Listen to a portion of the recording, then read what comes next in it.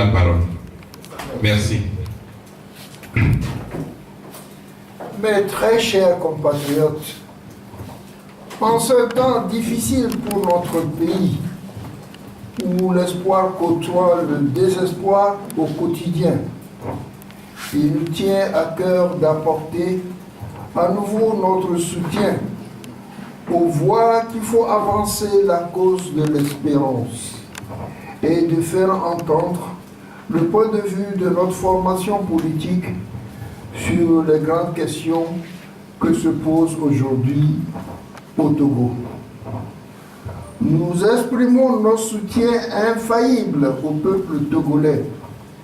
C'est avec tristesse et consternation que nous avons observé la profonde détérioration de la situation politique de notre pays depuis le début des manifestations d'août 2017.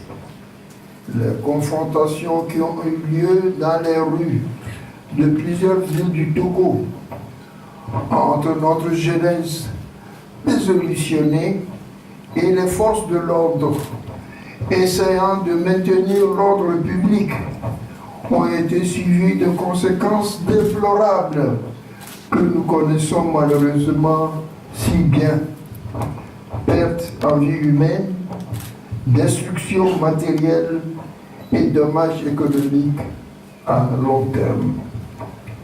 Je voudrais tout d'abord, en mon nom personnel et au nom de l'Union des forces de changement, apporter nos condoléances les plus sincères aux familles de ceux qui ont payé du sacrifice ultime les déportements violents de ces événements. Nous honorons leur mémoire et demandons à Dieu d'entourer leurs proches d'affection et du courage dont ils n'auront maintenant besoin. Nous souhaitons également de tout cœur un prompt rétablissement aux personnes blessées et à ceux qui ont subi des destructions des biens ou des pertes de leurs activités économiques. Mais l'expression de notre soutien moral et de notre compassion envers nos concitoyens ne saurait suffire. Il nous apparaît insuffisant pour la cause politique de s'approprier la souffrance quotidienne du peuple togolais et d'inciter l'espoir et l'énergie de notre jeunesse sans dessein pratique et clair et de leur offrir un futur meilleur et des solutions durables. Nous rejetons la violence et réaffirmons la démarche de l'UFC. C'est l'occasion pour nous de dire tout haut et fort, une fois encore, que nous déplorons la violence, quelles qu'en soient les justifications a posteriori. Nous sommes opposés à toute forme de compétition politique ancrée dans une culture de violence.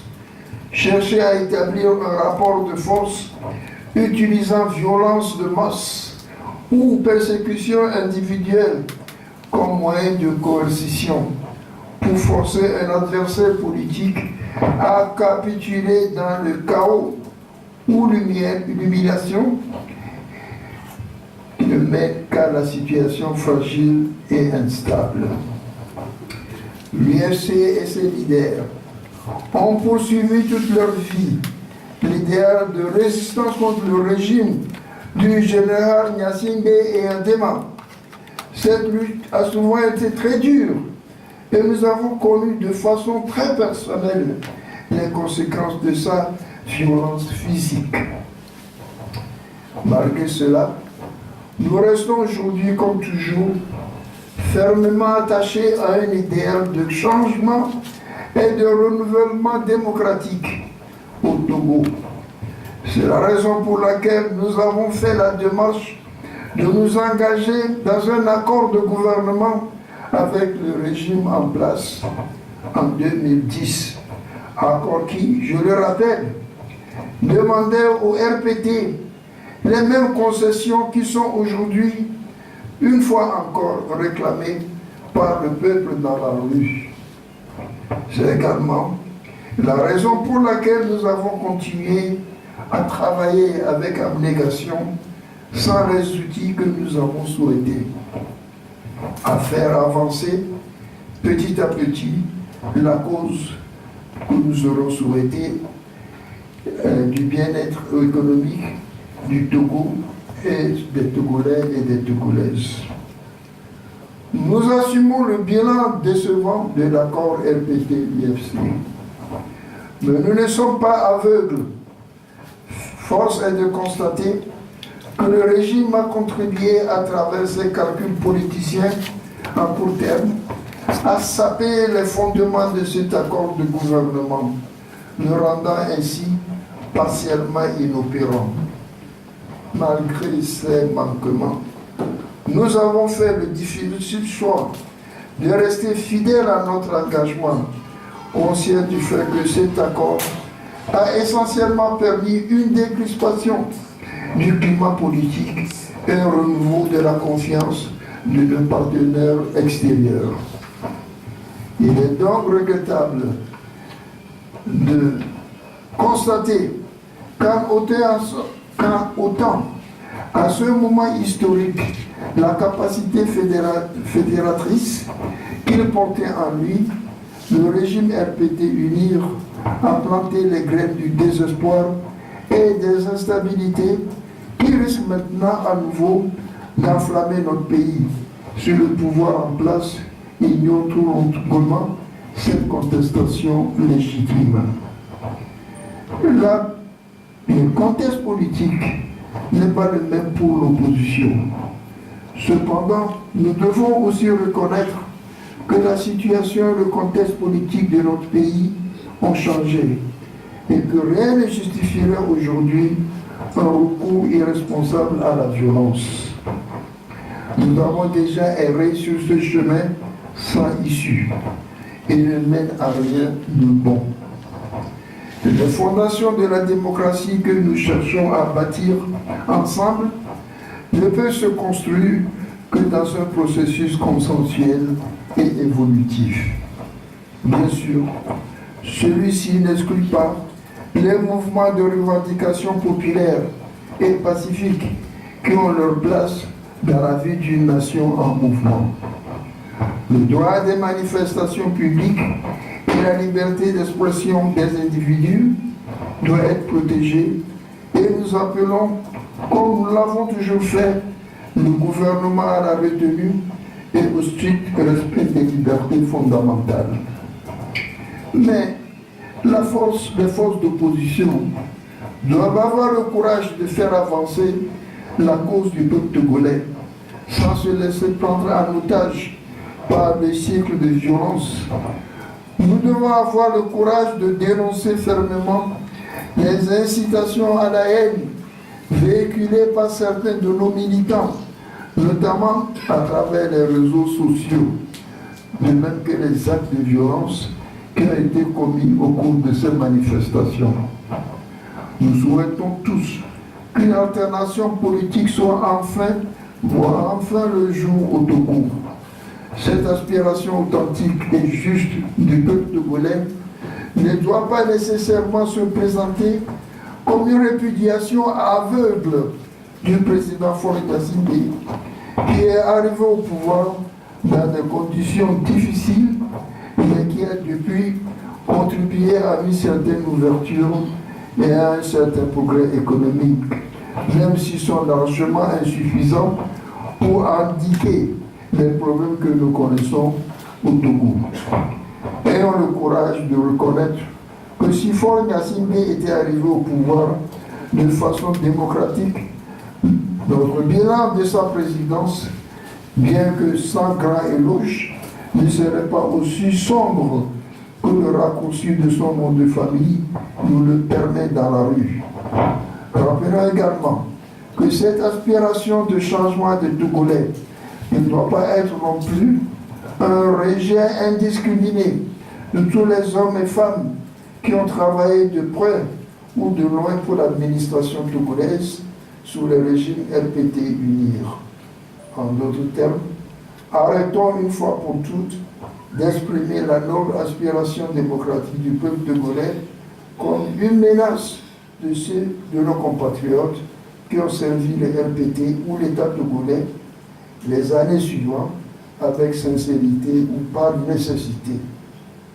Nous sommes tout aussi responsables de l'avenir de nos enfants que le sont nos adversaires politiques.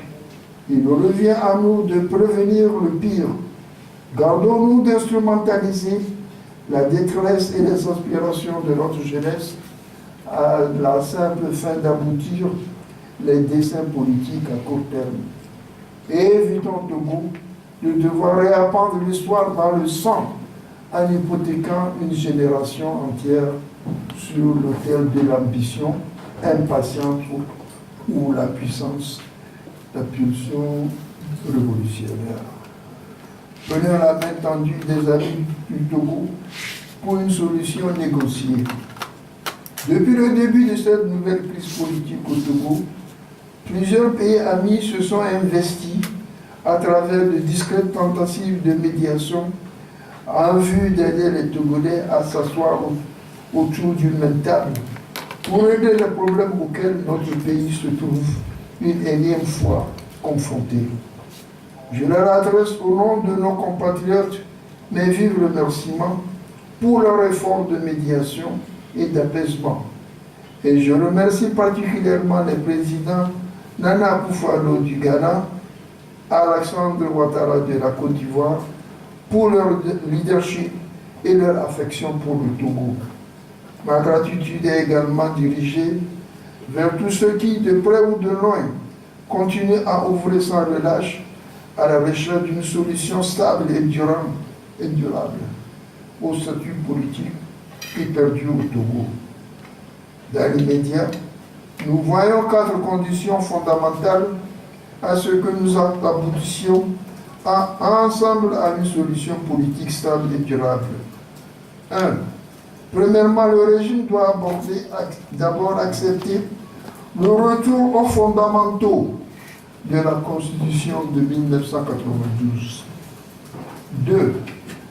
Le président Faure Gnassingbé doit ensuite accepter le principe de ne pas se représenter à la présidentielle de 2020, afin de laisser le champ libre à une consultation démocratique libre.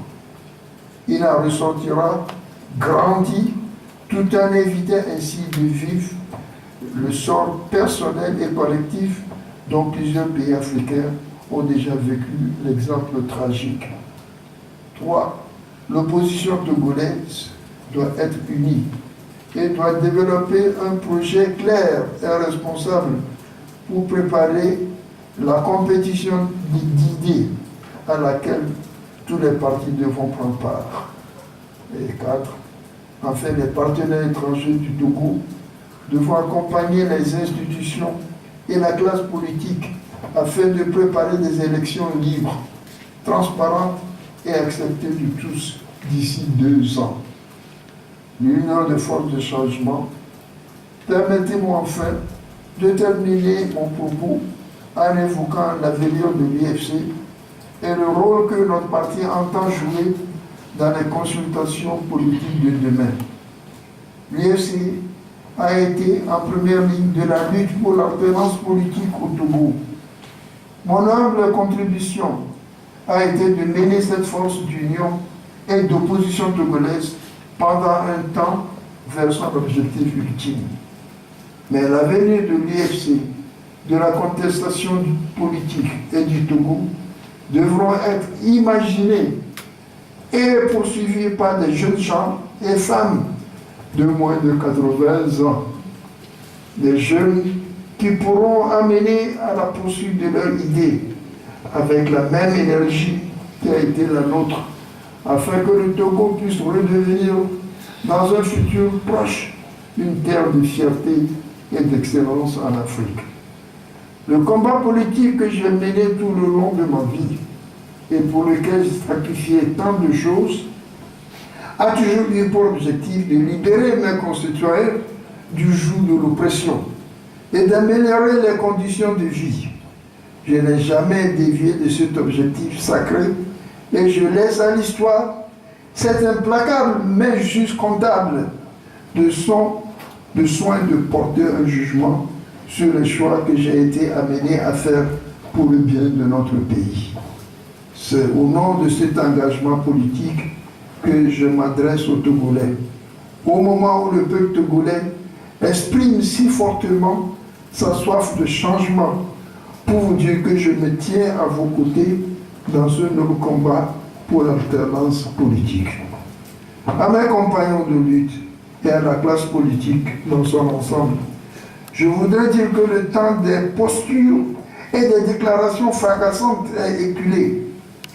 À ce temps doit succéder celui de la vérité et du courage, celui de reconnaître les limites de certaines stratégies et celui de travailler fermement vers un compromis acceptable par tous. Au président de la République, je voudrais également demander le courage d'ouvrir son combat d'homme, son cœur d'homme, d'entendre la voix de son peuple qui est dans la rue, même lorsque celle-ci est dissonante, et d'y répondre. L'occasion vous est offerte de rentrer dans l'histoire en créant les conditions pour un changement pacifique du pouvoir au terme de votre mandat. On pourra alors parler véritablement des sections togolaises. Le dialogue politique annoncé doit se conduire dans un climat apaisé. Il importe que les personnes interpellées dans le cadre de manifestations soient relaxées. Une attention particulière doit être apportée aux villes de Sokolé, Bafilo et Mango, afin que les calmes puissent y revenir. Mes bien-aimés concitoyens, chers compatriotes, ne nous méprenons pas.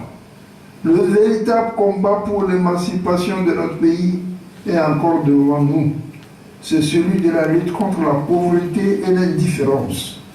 Seule la libération économique de notre pays pourra redonner fierté et dignité au vaillant peuple togolais. Je garde une confiance sans faille dans la générosité et le génie créateur de notre peuple, et je suis reconnaissant d'avoir pu apercevoir de mon vivant le haut de la colline d'où brillera notre génération. Que Dieu bénisse le Togo. À Bloré, Banya.